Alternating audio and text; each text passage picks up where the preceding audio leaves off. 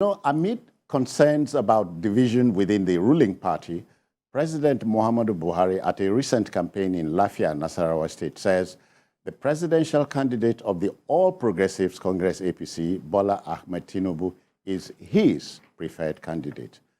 Now, speaking at a campaign ground, Buhari assured Nigerians and the people of Nasarawa State that the APC presidential candidate would be a good president who would make the country better after his tenure in office. Okay, Kaduna State government, well, we'll get to that story. Jide, it lays to rest the concerns. Your Excellency, the Executive Governor of Nasarawa State and his colleagues, I stand by already established protocol. Ladies and gentlemen, I am very pleased today to be part of this campaign for Bola Tinubu as the next president of the Federal Republic of Nigeria and the governor of Nasarawa State for his second and final term.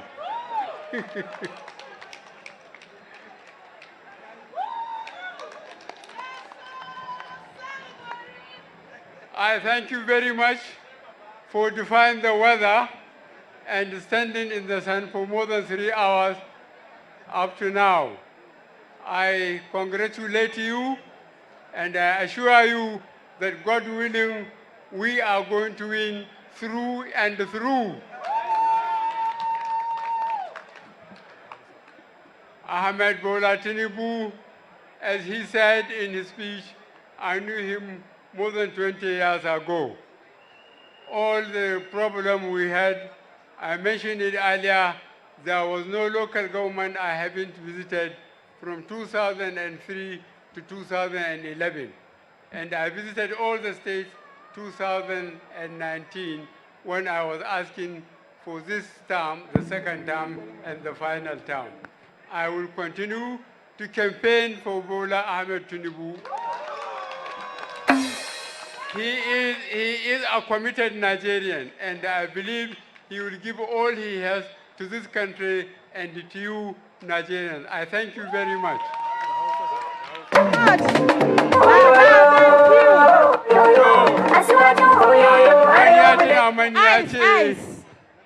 Yawancin waɗanda ke wurin nan tanawa ba su jin Turanci in yi da Hausa. To zan yi magana da Hausa. Saboda duk da ni ba Fulatani ne ban jin Fulanci a cikin Hausa na tashi kuma Hausa al'ada Hausa ta kama ni ta riƙe ni kaf. Saboda haka yin magana da Hausa ma ina so in yi ƙwarai da gaske don ni ma zan fi sanar da ku abin da ya kamata. Na ce Ahmed Bola Tinubu mu zaɓe shi ya shugabanci wannan ƙasa. Insha Allah. Dan ɗan Najeriya ne na asali, ya yarda da Najeriya. Fiye da shekara 20 muna tare da shi mu faɗi mu tashi tare a siyasance. Na san shi yana ƙaunar wannan ƙasa, zai yi duk abin da zai taimake mu gaba ɗaya a kan mu 'yan Najeriya ne. Zai riƙe amanar ƙasar nan, saboda haka ku riƙe shi da gaskiya. Ku da kuka samu damar zuwa nan, don Allah ku je ku gaya ma abokanku da iyalanku ku sa mashi ƙuri'a dukanmu za mu zaɓi Bola Ahmed Tinubu da shugaban ƙasa insha Allah.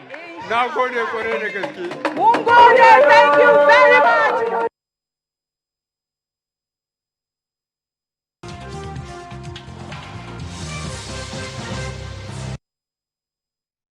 Well, Jide, that you can call a presidential endorsement. Yes. Yes, and he has left no doubt that Tinubu is his choice. Many people had been telling us, look, there is no quarrel between Asiwaju Tinubu and the president, that the president wants Asiwaju to win. But people's conduct are open to interpretation by other people. When the president grants interviews And he says in an election year where his party has a candidate, and he keeps saying Nigerians should vote for who they wanted. That's like saying, look, I don't care whether candidate of my party wins or not. And I've said this before. We saw Obama going around campaigning for Joe Biden, who was his deputy. He never left anyone in doubt of his support and his wish for Joe Biden to become the next president after his tenure. Yeah. By going around saying people should vote for whoever they wanted, you are saying that you are non-aligned, you are not committed to that ticket, that you can't be bothered if people chose to vote for somebody else. I thought that that was unfair on loyal APC members who would want the president to support the cause of their party, especially after the president had benefited from that party as a special purpose vehicle in 2015. I remember a governor telling me that, why is the president talking in this manner? When we were campaigning for him in 2015, we didn't tell Nigerians to vote for whoever they wanted. We told Nigerians that he was the best person for the job. Why is it that it's at this time that he's telling people to vote for who they wanted? You know? And it's really, to me, that provided ammunition for the opponents of the party, because they were reading meanings to the president's body language. And when you told the world that you were going to campaign for him in 8 different venues, and we've already seen that less than halfway into the exercise, that is talking about at 10 different venues, less than halfway into that, you had already missed 2 venues. You were not in Kwara, you were not in Ogun State. People started thinking, oh, sniffing around. Yes, he does not want to support Asiwaju. This and you see that for the PDP, for example, their spokesmen, they had been using that to say, look, the president doesn't want Asiwaju to win. You know, so I think that the president has been spoken to, and he's been told the implication of his actions, his seeming lack of commitment to the overriding goal of his own party as the leader of the party. Those are not the kind of vibes that committed APC people expected to see from the president. Especially at this time. Yeah, at this time. He's supposed to lead the charge to ensure that his party wins. And I'm saying this, if it was a PDP president in power, I would still have said the same thing. You know? Because this is the truth. And it is really novel to me, surreal to me, that the president had been acting in this way. You got to push hard to ensure that your own party is most likely to sustain your legacy more than somebody else. Yes. Yeah. The president ought to know this. Yes, he's a converted Democrat and not really adept at playing politics. They say it but takes they don't time, need to tell him. It takes time for the engine to run in. Yes. So I think that by now he's made it clear that people can see, and for him to speak in Hausa in the manner that he did, and telling the people, tell your friends that this is our candidate, tell your friends that we can trust this person, you know, tell him that this is the person that they should vote for. I think the president left no doubt that, look, this is where I stand. So the doubt has been removed. He has dispelled that doubt completely with what he has done. But I know that even in the days to come, some of his actions reflect also be yes, the new spirit. Yes, and honestly, at a time when Nigerians are suffering over this naira, many people felt, look, he did it Deliberately. to punish his own party and make it difficult for his own party to win the election. Forget about the issue of money, vote buying and all that. After all, it was in Ondo State that Dibo Funwako Sebe. That was where it started. You know? So, and it was a PDP governor in office that actually popularized Dibo Funwako Sebe. So, all the parties buy votes. So when people say, oh, is the ruling party that wants to buy votes, you know, I look at them. It's not all the parties now see buying votes as something normal. The real deal. And for us to defeat this terrible behavior of our politicians, we need much more than coming up with a policy that punishes the poor. All right. Chris, you know, during, not too long ago, the former Lagos State governor, who is now minister, made a statement which resounds with many of us. May our loyalty not be tested. So does that statement ring true to you now? Yes, to a large extent it does. And to a large extent I agree with what Jide said. We have barely 20 days to the presidential election. And 20 days is just barely 3 weeks. And this is a marathon. And so the campaign has been on. And as rightly stated, there have been instances where people were doubting if the president is actually in the same boat. I use the word boat purposely. With the flag bearer. With the flag bearer. Yeah. And he has no option. The president has no option than to support the candidate of the party. This is the party that gave him everything that he needed in 2015 to succeed. When practically it was almost impossible. It had been made impossible for him about 3 times to do that. Yeah. He couldn't. He tried it 3 times. Yes. He didn't succeed. And everybody knew that. In fact, he came out. He didn't win a single word in the whole of southern Nigeria on all those 3 occasions that he contested. So so he couldn't. In fact, he came out. I remember vividly that the president, whether we've forgotten or not, came out to cry. Yes, he cried on TV.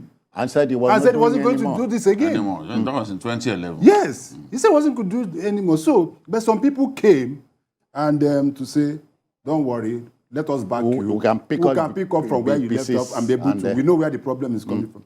The president didn't have the financial wherewithal to contest the 2015 election. Most people have forgotten. He didn't. In fact, he got to a point that even picking up the phone was a problem for him. Yeah. Some people did that. And when he now had the primary, I think it was at Nikon Stadium in 2015. And you look at the warhead, the kind of people that were lined up against him, people like Atiku. Teslim Balogun. Teslim Balogun, yes. Atiku Abubakar, Kwakwanso, that had the financial war chest. Yeah. There's no way, irrespective of how good or how nice people look at him. Money was going to be a determinant. Not that giving out people money, but mobilization is part of politics. Yeah. Politicking. So, and they did all that.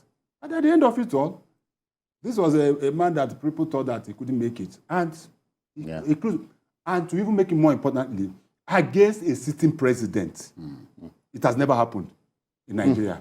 So you could look at that analogy. So if at the end of it all, this same party that are giving so much within these 2 terms, they come out with a candidate. A team, we are told, is as good as its captain. Yes, it is. So he has no choice than to be able to support. And that is, I like what he's doing. He said he was going to campaign in 10 states with at the point at the last time I was on this program, I said, why 10 self? Yeah. Why can't the man go? If he has the strength, why can't you follow him everywhere he goes? Can't he go the whole hog? Because the president brings a new dimension to the campaign. His presence. His presence alone will, a lot of people, more so, especially in the north. Whatever anybody says, Buhari still have his core supporters in the north. Of course. It might not be as huge as it was pre-2015, 2029, Yeah. but he is the man that if he opens his mouth and say, do this, many people will listen to him. So it's good enough that, but let us not also forget the fact that we cannot shy away from the fact that APC itself is having problem. There is still some internal wrangling within the APC. And you have to understand how the APC come to play, how APC was formed. The CPC, the one leg of ABGA. Yes, NPP. the NPDP. Yeah, that was and, it. And then the old ACN. And the rest of them. Even ABGA. ABGA. So irrespective of whatever, everybody is still holding to their own side of the bargain. Okay? What you are seeing now is people trying to make themselves relevant and try to assert some kind of this thing from the presidential candidate. If you win, what is coming to us? Not as APC now, but as a bloc. Because even at the point when the president was there, some members of CPC were seriously fighting President Muhammadu Buhari that they were not getting the kind of juicy appointment they wanted. They were not getting the position they wanted and the rest of them. And that caused the problem. So now that the president has seemingly come out to support. Douse the No, he has pension. doused it, but that is not where it should end. It should go further to look at all those elements within the party too, who don't think are not supporting as they were supposed to make sure he brings them together. Yes. There are still some hawk. He knows them. He knows them. He knows them. There are some hawk within the APC that are trying to malign whatever the presidential candidate and other people are doing. There are some people that are still aggrieved and not be able to forgive the party over the primaries. And that is what is happening. But it is good that the president has come out, and I believe everybody will fall in line now. Today is the 5th. And so we have 20 days to go to the election. Time? Is time on the side of the APC? Yeah, there is a lot that they can still do. But in terms of some of the problems that we are going through, they are in a race against time, because some of these adversities have pushed people to take decisions that are at best not in the interest of the party. So they've got to move quickly. All right. Chris, in politics, 5 minutes is a long time. It is. So I just talked about 20 days. So Anything can happen within. changing the dynamics. If you know what happened during the presidential election, the last presidential election, the one that brought in the president before this current one, at the point that people thought that Hillary Clinton was cruising home. And yes. Until that issue of scandal about her email or no email and the rest of it. And within a few days, things changed. Things changed completely. That even Hillary Clinton that was gasping for breath. Oh, wow. And so 20 days is long enough for anything to happen. But I think that everything is set now. The opposition parties will now leave. We look for something else to try to attack APC. Not that the president is not supporting, because he has come out to say categorically that vote for this man, I'm supporting this man, and that is where it ends. Jide, you are not in any way unsettled by what the Kaduna governor said in the mix. No, he said the obvious. Some of those things that he said, I was aware of them. So I'm not surprised at all. I'm not surprised. I understand what goes on in their party very well. And Nasir was saying the truth, so I wasn't surprised at all. But then in politics, all right.